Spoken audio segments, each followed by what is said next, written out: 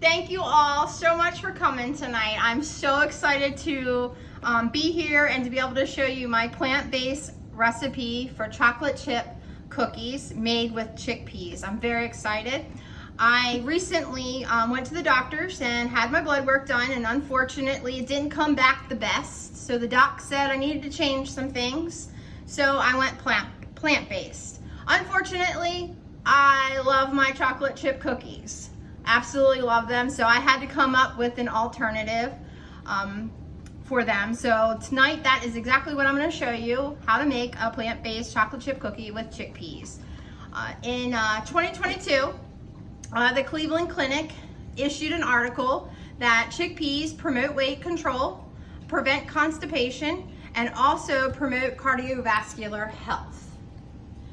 Also in 2022, WebMD also made an article that said that chickpeas also help control blood sugar and they help lower cholesterol, which was all the things that I needed to get my blood work back to where I needed it to be.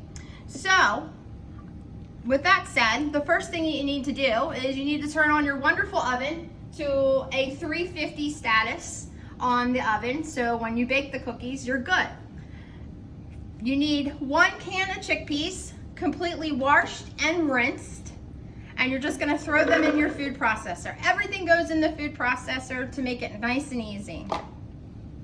You also need 1/4 cup of pure maple syrup. Please make sure you check the back of your maple syrup to make sure it is pure maple syrup, because a lot of them have gluten in it, which isn't good for you, okay?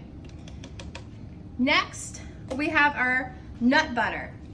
You can choose any nut butter you want. It can be macadamia nuts, it can be almond nuts, it can be cashew nuts. I've used them all for this cookie. Tonight I'm using an almond nut butter, which I get my almond nut butter at Sprouts. Wegmans has it. Anybody can, any grocery store usually sells wonderful nut butter. Just make sure that you look for it without the palm oil. The last thing that you need in your recipe is 1 teaspoon of vanilla, 1 1/4 teaspoon of baking soda, and a pinch of salt. I put that in here for easy access, all of it in one for easy access for us tonight. Okay? So once you got all that in there, you're gonna put the lid on the food processor and you're gonna stir it up. It only takes a couple minutes to really get a good cookie dough going. Once you're done that, it needs a little more. Once you're done that, the fun part starts. This is where you can add pretty much whatever you want. So for my oatmeal raisin lovers out there, this is the part where you can add your oats, you can add your raisins.